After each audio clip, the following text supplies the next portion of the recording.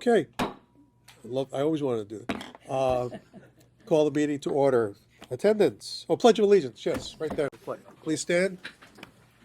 I pledge allegiance to the flag of the United States of America and to the republic for which it stands, one nation, under God, indivisible, with liberty and justice for all. Thank you. Okay, roll call. Roll call. Mr. Anise? Present. Mr. Arcuri? Mr. Bova? Here. Mr. Brodsky? Here. Mr. Coyne? Here. Mr. D'Elia? Mr. Ford? Here. Mr. Karam? Mr. Mutolo? Mr. Sampson? Here. And Ms. Susney? Thank you. And if you don't mind, I'd like to have a few moments of silence in memory of our colleague and good friend, Dave Corr. If you would.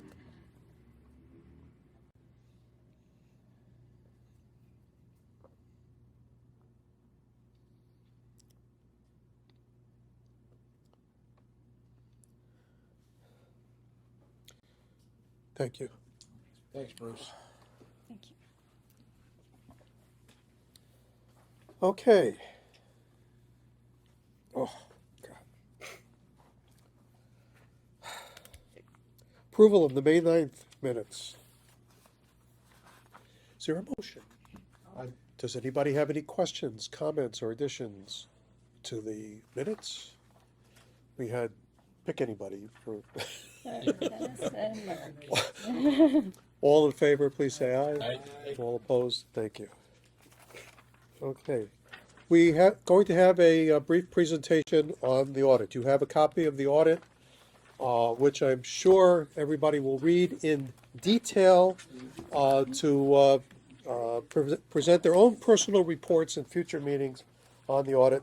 We have Brandon Kennedy, excuse me, Brandon from BST, our auditor. The audit committee, Vince and I, today met with Brandon, who went over some things. He will also go over some things with you and answer any questions you might have. But please know that, yes, you might have additional questions after today. And please don't wait to submit those questions by email to Jim or myself or Vince in advance so we can send them to our auditor. Brandon? Okay, thank you all for having me here. As I like to let you folks know, I work for you folks, so if there are any questions you have, you don't have to wait till this annual meeting. We work for you guys around the year, so any questions, comments, concerns, feel free to reach out to me. We're doing this presentation a little later than the actual audit results. You guys have a 90-day filing deadline with the State Comptroller's Office under the Authority's Budget Office. So this audit was actually concluded at the end of March. It was filed and completed on time, and I can assure you that if there was anything of substance that you needed to be aware of, you would have been made aware of well in advance of this meeting. So with that said, I'm going to keep it relatively short and relatively sweet. And as always, if there's questions, comments, concerns, feel free to reach out to me. The auditor's report date is March 29th, 2022. Again, within that 90-day filing deadline, we expressed an unmodified opinion on the financial statements. An unmodified opinion is the highest level of assurance that we can give you, the board, that the financial statements, that's that colorful document, I didn't pick the colors, that's the marketing department, is free of material error. And that's what we audited, those financial statements. We didn't audit a particular department, a particular group. We audited the transactions and the balances that make up that document, and that document's used by you folks, it's used by the Comptroller's Office, and it's used by your bond raters.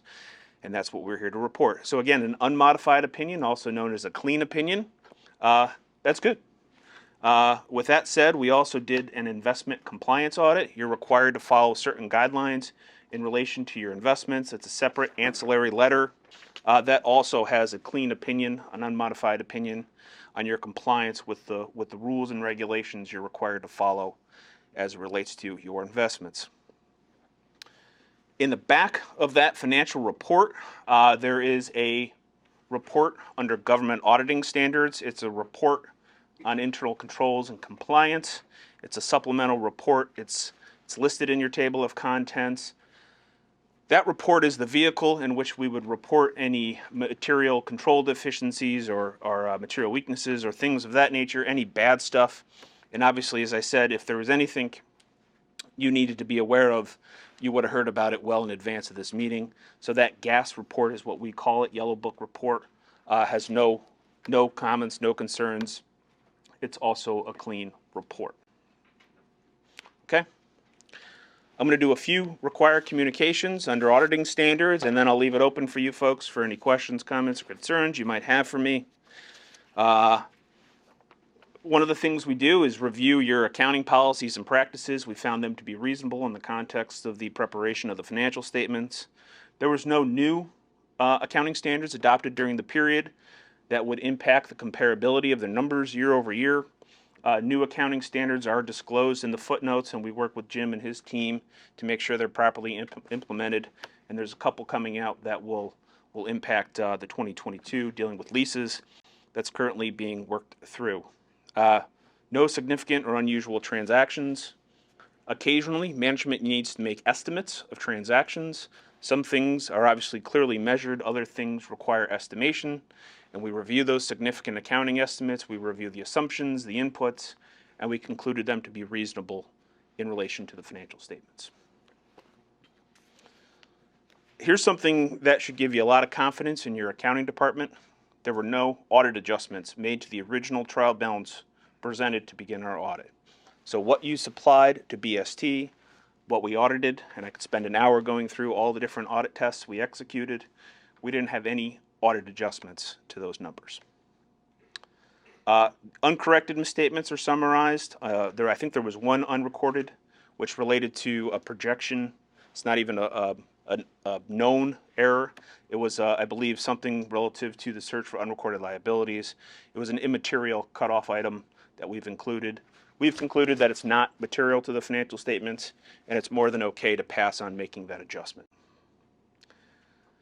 We had no disagreements with management. We're not aware of any consultations, no significant issues discussed, no difficulties encountered in performing our audit. Anything we asked for from management was provided to us. Any question we asked, we received a satisfactory response. And there was no other significant written communication between us and management other than the representation letter that we asked management to sign at the conclusion of our audit. So overall, it was a good audit for BST. We appreciate the cooperation of everyone here at the Water Authority. And if there's any questions or comments you folks have, I'm happy to address them. Are there any questions? What, for the newer board members, one of the things you might notice is that this is a very detailed management summary of not just the last year, actually the last 2 years financially, the last year operationally, but a whole historical trend and description of what's been happening related to the Water Authority, its impact on its operations and on the community. All the things that are being done, will be done, and may be done are reflected here. It is very detailed. I've been involved in several, personally, I've been involved in several government organizations over time, and I've never been part of an organization that has been as transparent as the Mohawk Valley Water Authority. I think this board has been the driver of that transparency for the years that I've been here. And you should be very proud of what you provide to the public, to our funding sources, our ratepayers, our governments that we represent, and the people that receive our product.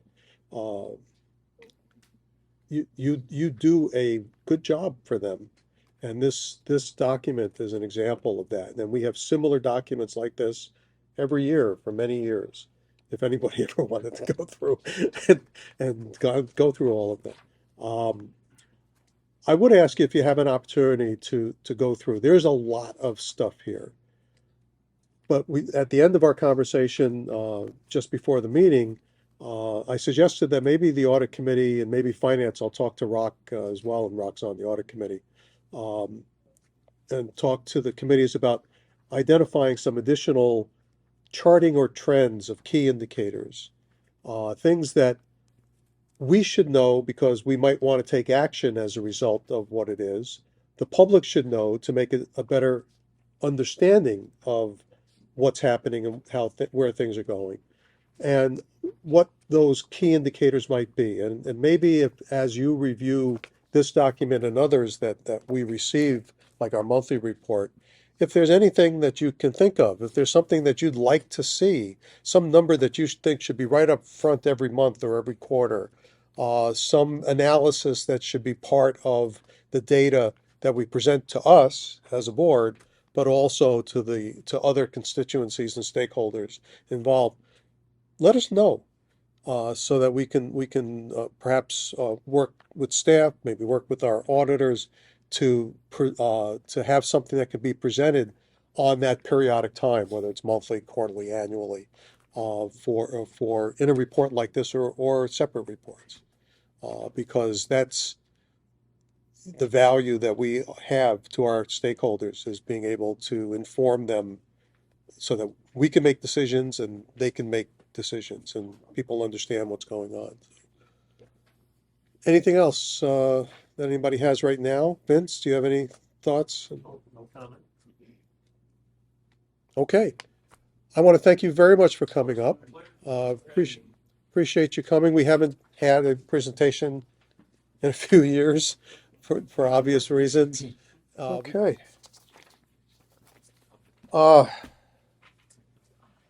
Resolution. Is that the resolution that's here, this award of professional engineering? Yes. Yep. Okay. So you should have the resolution, award of professional engineering services contract. Would you like to tell us? For sure, Spending yes. this money? So this resolution is for expenditure of $14,900 for an engineering firm called Ramble Engineering America. Formerly known as O'Brien and Gary, which you're all familiar with. Yep.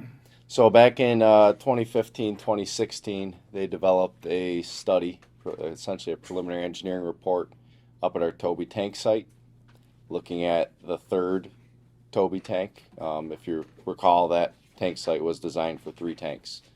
And back, I think it was around 2015, there was a lot of chatter about nano starting to ramp up. So that's when it was looked at as, okay, well, what are we going to need to require for that third tank?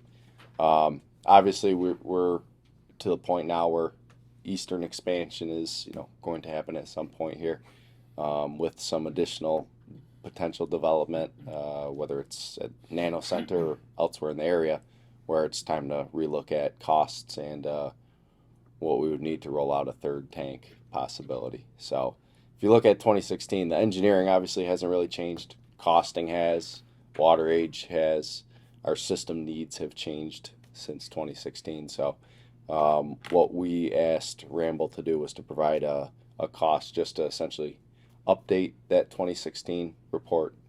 By the time they submit it, that report would be 7 years old. So it'll be definitely due to revisit those core components.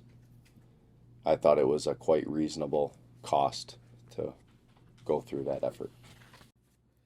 Is there a motion to bring this to the board? I'll make the motion. Carl and Betty seconded. Any questions, comments? Vince? I'm just, maybe I misunderstood. This is to evaluate the role that this tank plays in our overall, no. What is the purpose of No. looking at the pressure throughout the system?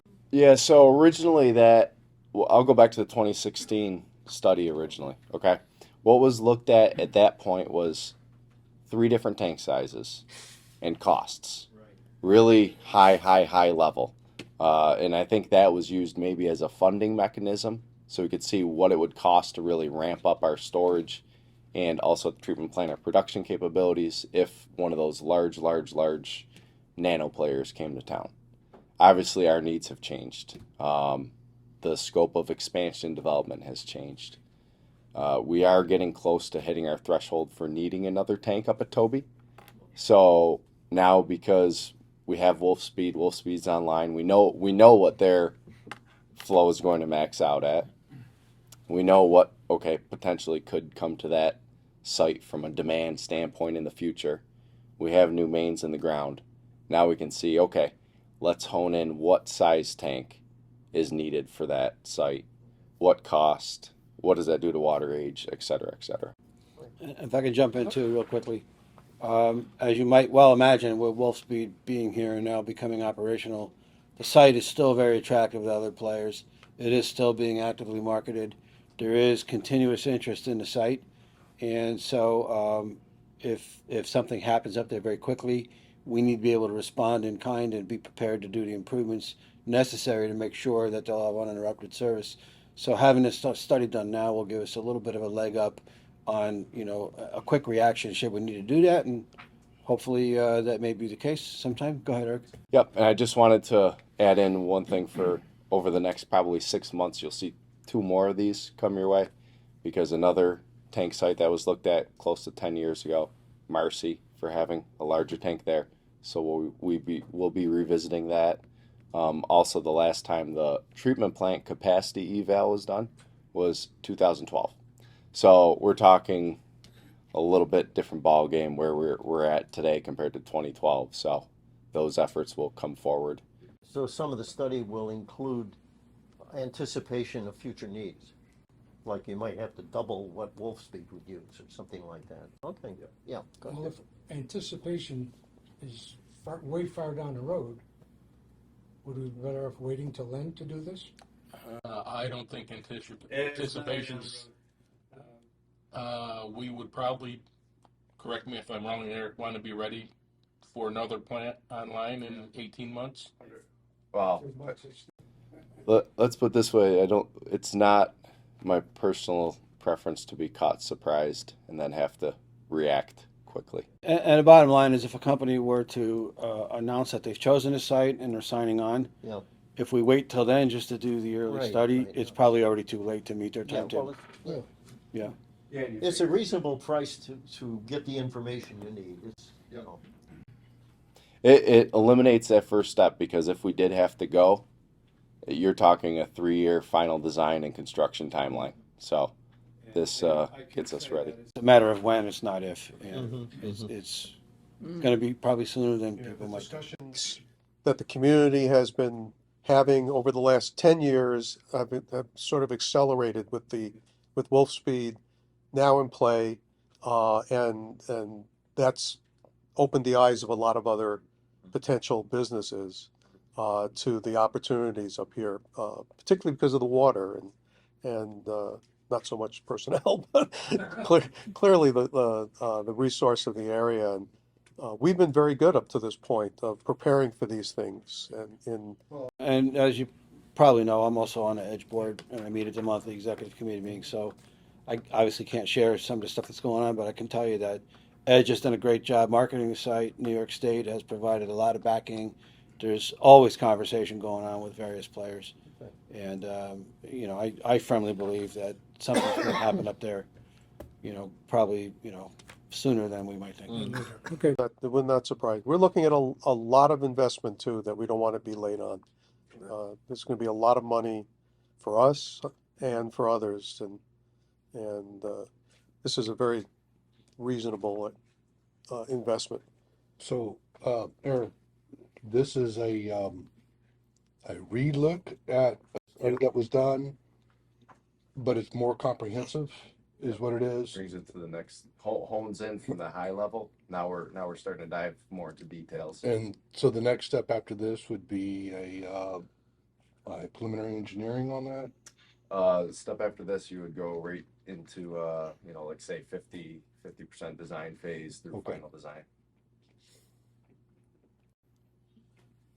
I think the community is going to be surprised what the future holds for us. Well, and I'll also say kudos to the Herkimer County IDA. John Pisek's been out there selling the world, to the point where Eric and I met with him recently and said, "You're doing great, but you got to let us know when you have people coming because we got to make sure we have the water available and Right.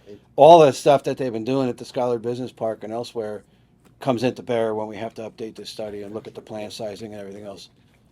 So there's great things happening, but we just need to be prepared to provide the water necessary. Any other comments, questions, concerns? We had it moved and seconded. All in favor, please say aye. Aye. Opposed, nay. Thank you. Committee reports. I have a brief report here from Jim, who was out of town right now.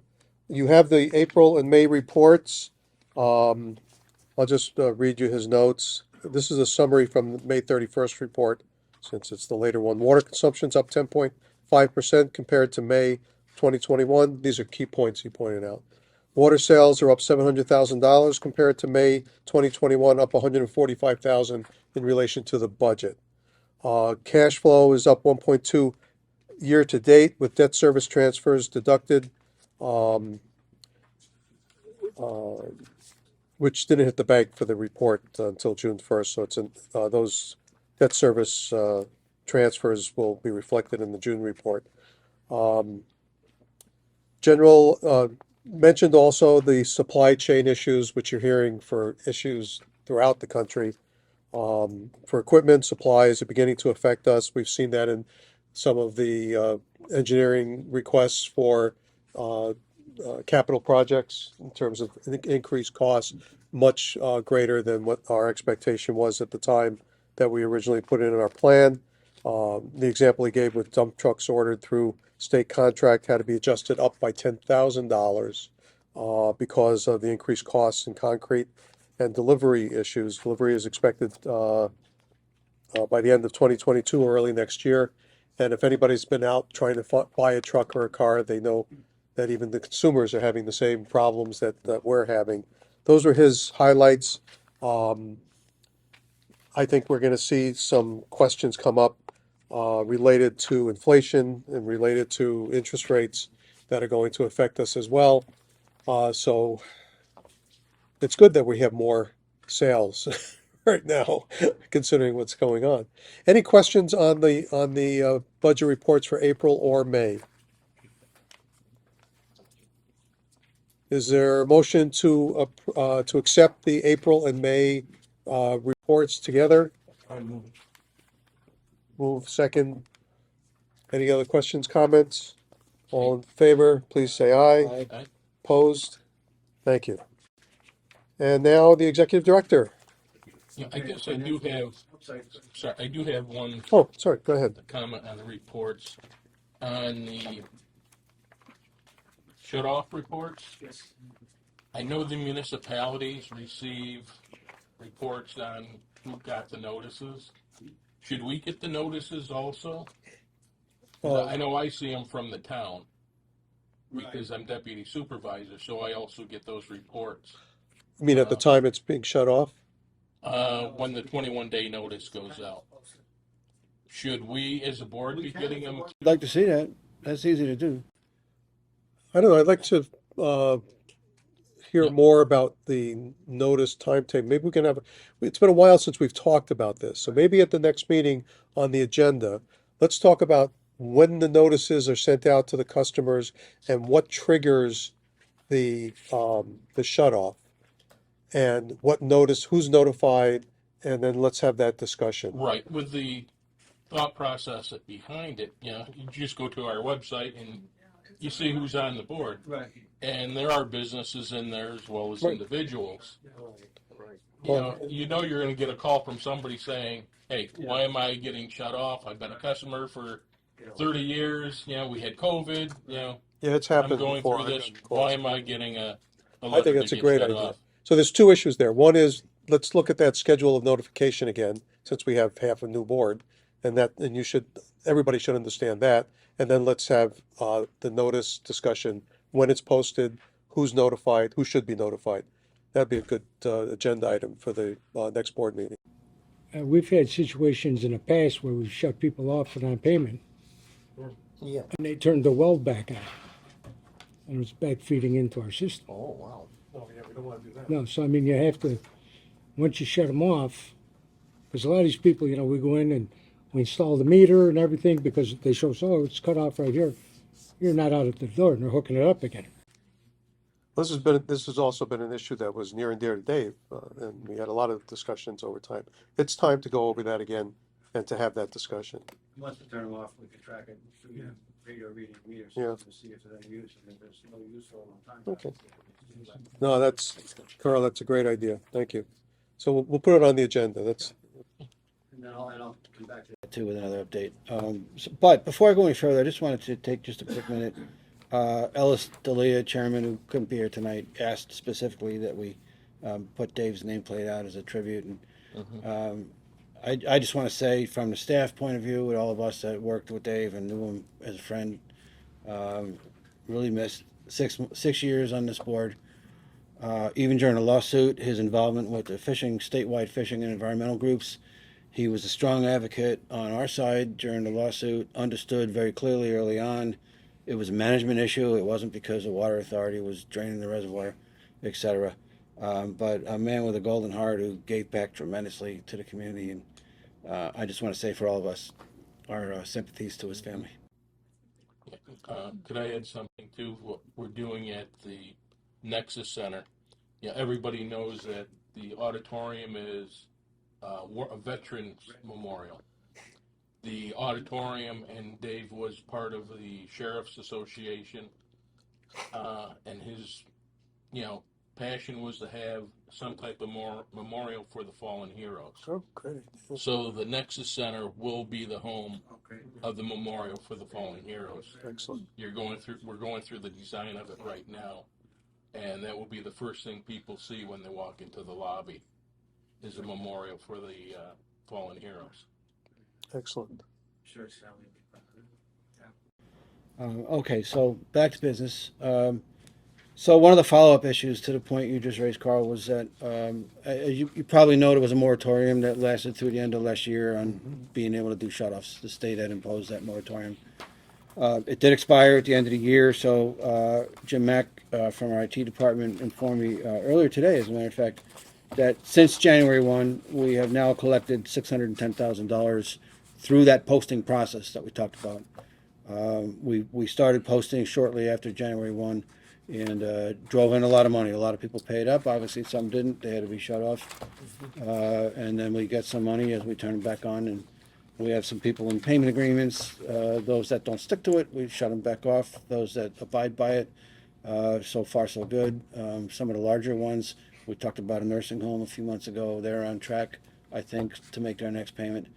So it's been very successful, though. So Jim's been managing that with some of the field guys and doing the shutoffs. But we do post, and yeah, we can certainly talk about that process and involving the board if you'd like to do that. Another item was the contract for the water treatment plant. 5 years ago, we contracted out to hire a company called Suez to run the treatment plant. We did that for a whole range of reasons. We didn't have a long-term management structure up there that we thought was viable. We were having trouble recruiting operators, etc. They're exempt from civil service. So we've gone through 5 years. The contract actually expires at the end of July. Phil has been taking the lead on the renegotiation for re-upping for another 5 years. He reached out 6 months ago at least, and because Suez ended up being essentially purchased in a hostile takeover by one of their competitors, a company called Veolia, it kind of held up the wagons a little bit on some of the discussion.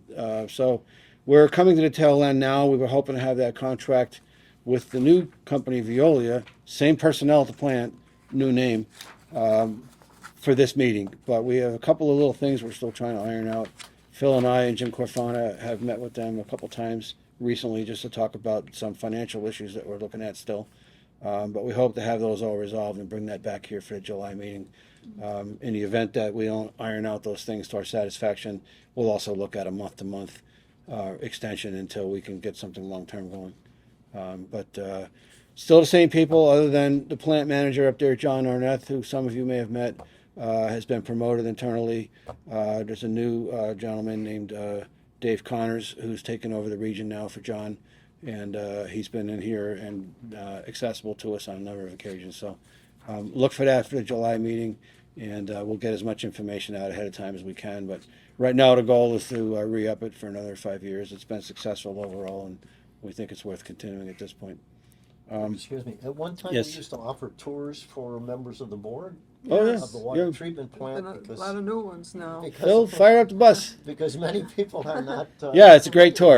So if anybody on the board would like to come up and see it, we would encourage you to do that. I mean, So what we'll do is I'll ask Amy to reach out. Anybody that would like to do it, we'll try to set up a central date, and then we can drive up and take you all around and show you what it looks like up there. Is that new contract coming to the board? Yes, The 5-year contract? yes, and they'll be coming too to be here to answer any questions and give their perspective on the last 5 years. So what we would envision right now is that representatives from the company will be here for the July meeting, and then they'll leave, and the board can discuss it in executive session and see where we go from there. But our goal was not to bring it back until we thought it was something that we could endorse. Yeah. The Neptune meter reading situation, I know you're all well aware of that. They have proposed a couple different remedies for us. We're in the midst of evaluating it right now, and the board was kind enough, thank you, to allow us to bring an industry consultant on board who has a lot of expertise in this area. And he's received the proposals, he's received copies of the original contract and the RFP. Ken and I had a conference call with him just last week. So we're moving ahead. The next step is we're going to be sitting down with Neptune and allow them to walk through these proposals with us. Our first cut through it, we had a lot of questions. We wanted to look it over before we brought them in to actually sit down and talk. So that's moving along. Hopefully we're going to be able to salvage the situation in a way that will enable us to have a newer system moving forward at the least amount of investment. So it's going to really be a negotiation as to how much Neptune's willing to go out on a limb to make this right for us. So we will keep you posted. We're working hard on it. Ken's working hard on it. I think we got him running, Ken, right? From what I don't know. Quick update on Hinkley Reservoir. It was low. The trigger level had hit where it required weekly communications and conference calls. We did that for, 5 or 6 weeks probably, Eric, right? Then we had some good rain. So it brought it up. It filled up in a hurry. It was for about 2 weeks. It was about, or at least the last week, it was about 2 feet above the average. They've resumed regular drawdowns on it now. So as of this morning, it's within an inch of the average for this date, for going back over the 26 years that they use as a rolling record. So that's in pretty good shape right now for this point in June. We'll hope for a little more rain and keep that level up as much as we can. But we had weekly calls, and I will say that Howard Goebel at Canals was pretty responsive to our needs. He cut the flows early on, reached out to me on several occasions privately to let me know what he was doing in advance. And so I think there's good communication going on right now. That's good. Yeah. Last thing, and then I'm going to ask Mr. Mack over here to update us. But I just wanted to mention that you are probably also aware of regulations that are going to be ratcheting down lead levels that are going to be acceptable. Part of those new regulations are going to require us to develop some as verified as we can get it, a lead service inventory, lead service line inventory. Could be there's lead on our half of the service, lead on their half, both halves. Some are unknowns that we have to go investigate. We have about 18 months, 17 months to have that completed. It needs to be done at the tail end of next year in 23. And we have had multiple meetings in-house. We have 4 or 5 or 6 various methodologies we're using in tandem to research our records, research things in the field, et cetera, to have this. So we will have this inventory in place well ahead of the schedule if we stay on track. We have 2 interns in over the summer in conjunction with a program that Oneida County offers. They offset those costs. So that's been a little bit of a boost in that area as well, which we're grateful for. And then the last thing I'll mention is that I just saw this morning a bulletin that came out that said there's going to be legislation introduced to allow for tax exempt bonds to be used for private benefit if it's a lead service pipe. Some municipalities have tried to bond and use their own money to do the homeowner side of the lead service, and they were blacked by the IRS. You couldn't use tax-exempt bonds to work on private property. They then had to be taxable if they wanted to do it. So Congress is trying to address that, and there's legislation being introduced in the House to use tax-exempt bonds to allow us to do our normal bonding. Speaking of which, I'll now I'm ad-libbing, sorry. Eric and I will be meeting with Jim Corfonta to go over the capital plan and the needs to talk about the next borrowing cycle, which may be coming up just based on projects, but since interest rates are now on the rise, it may make sense to try to initiate borrowing this fall rather than over the winter or next spring to have the money available for the capital project as we move forward in 23. So we're going to look at that in-house. We'll talk to our financial advisor, Rick McCarthy, down in Manhattan, and see what the best approach might be, and then come back and give you folks some thoughts on whether we want to move ahead with that or not, and see what your input is as well. So beyond that, I'm going to introduce Jim Mack for a minute, but to kind of lead into that, and for those of you that may not have been here at the time, in 2017, we were required to do something called a cybersecurity vulnerability assessment. And we were required to hire an outside firm to come in, look at all of our IT platforms, especially those that are communicating data between locations, but as well as our servers and our firewalling. And we chose to hire IBM at that time. They did a great job. They came in, they made a full presentation. Some of you were here for that. They identified a number of vulnerabilities. That led to the borrowing and bonding that we used to update our SCADA system, which is our remote control and monitoring of the water system. That project is probably 60 to 65% complete right now. They're doing a bang-up job. But one of the IBM recommendations was that anything that transmitted data should be considered an IT function, where some of these things fell under our engineering department before. So Jim Mack's department has taken over a whole range of items like that, including managing the meter reading system, as well as the SCADA update project, and also physical security if it involves alarm systems transmitting signals. All of that in their view is an IT function. So Jim and his team, besides the SCADA project, have also been working with a firm called General Security and updating the security at all of our sites for cameras, remote operation, monitoring, all of that stuff. And there's a handout that Jim has put together to provide a brief summary. There's also another handout that we won't go through that just kind of gives you what we've done over the last year or two or three in partnering with other agencies to beef up our cybersecurity. But Jim, if you can take a minute or two and just kind of walk real quickly through this very pretty multicolored printout. The large sheet that you have is an update from last December of where we are with physical security and fire systems. We are moving along with that. We continue to move along. The sheet connected on the lower right is an example of some of the equipment that we're using, panels, boxes. The sheet connected to the left is the one I want to talk about a little bit. We have cameras at our southern reservoir, our main office here, and at our maintenance yard.